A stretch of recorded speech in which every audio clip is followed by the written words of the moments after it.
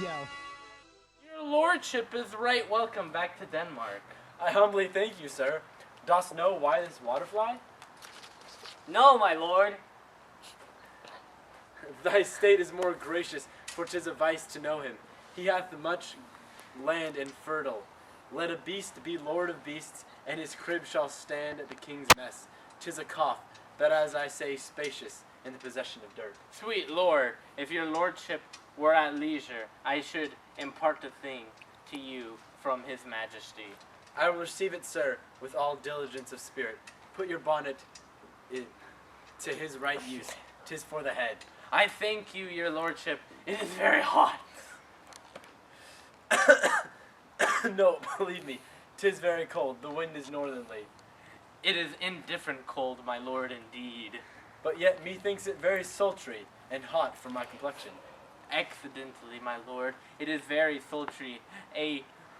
Where I cannot tell you how, but my lord, his majesty bade me significantly to you that has laid a great wager on your head. Sir, this is the matter. I beseech you remember. Nay, good my lord, for my case, it is good faith, sir. Here is newly come to court loyalties. Believe me, an absolute gentleman, full of most excellent differences, a very soft society and great showing. Indeed, to speak freely of him, he is card or calendar of gentry. For you shall find in him the continent of what part of gentlemen would see. Sir, his defilement suffers no perdition in you, though I know to divide him inventorily would dozy the arithmetic of memory, and yet but yaw neither in respect of his quick sale, but in the verity of extolment I take him to be a soul of great article, in his infusion of such dearth and rareness, as to make true diction of him. His semblance is his mirror, and who else would trace him, his umbrage nothing more. Your lordship speaks most infallibly of him. The concernancy, sir, why do we wrap the gentleman in our rawer breath? Sir? Not possible to understand in another tongue. You will too, sir, really? What imports the nomination of this gentleman? Of loyalties? His room is empty.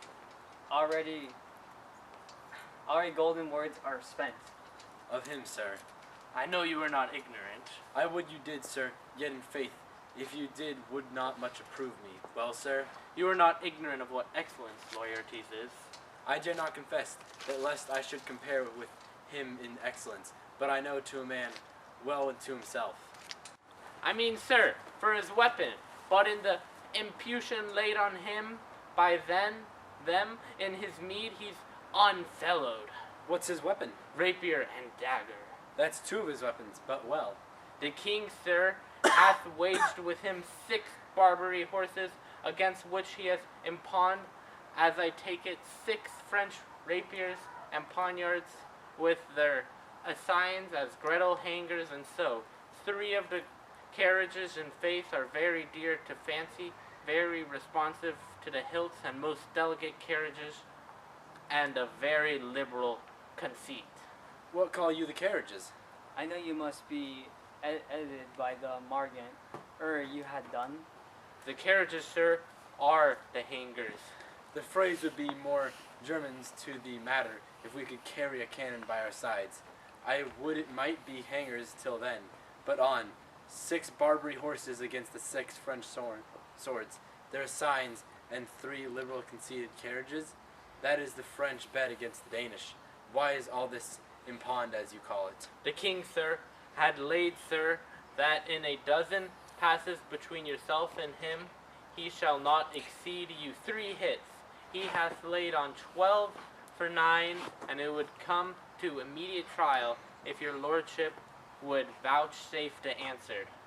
How if I answer no? I mean, my lord, the opposition of your person in trial. Sir, I will walk here in the hall, if it please his majesty. It is the breaching time of day with me. Let the foils be brought, the gentleman willing, and the king he'll hold his propose. I will win for him, and I can. If not, I will gain nothing but my shame and the odd hits. Shall I deliver you and so? To this effect, sir, after what flourish your nature will. I commend my duty to your lordship. Yours. He does well to commend himself. There are no tongues else for turn. This lopping runs away with the shell on his head. I did comply, sir, with his dug befores, sucked it.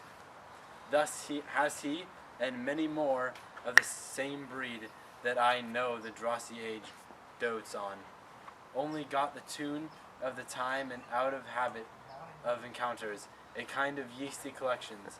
What carries them through and through the most fainted and widowed opinions, and do but blow them to their trail, the bubbles are out. My lord, His Majesty commended him to you by young Ostrich, who brings back to him that you attend him in the hall. He sends to know if you pleasure to hold play with Laertes, or that you will take longer time. I am constant to my purpose. They follow. King's pleasure, if his fitness speaks, mine is ready, now or whensoever, provided I be so able as now. The king and queen are all coming down. In happy time.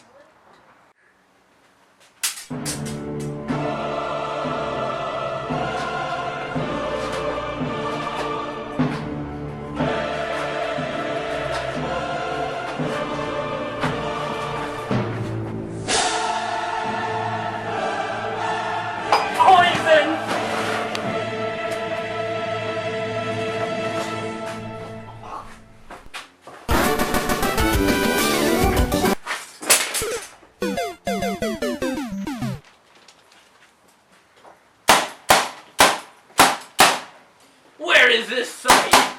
If cause of woe or wonder, leave your search. This quarry cries havoc! O proud death, what feast is toward in thine eternal cell? That thou so many princes at a shot so bloodily hast strike. And our affairs from England come too late. The ears are senseless that should give us hearing to tell him his commandment is fulfilled, that Rosencrantz and Guildenstern are dead. Where should we have our thanks? Had the ability of life to thank you. He never gave the commandment for their death. But since so, jump upon this bloody question. You from the plague of wars, and you from England are here arrived. Give order that these bodies high on the stage be placed to the view. And let me speak to thy yet unknowing world. How these things came about, so shall you hear of carnal, bloody, and unnatural acts, of accidental judgment, casual slaughters, of death put to by cunning forced cause, and in this upshot purposes mistook fallen on the inventors' heads. All this can I truly deliver. Let us haste to hear it, and call the noblest to audience from me, with sorrow, remembrance, my fortune.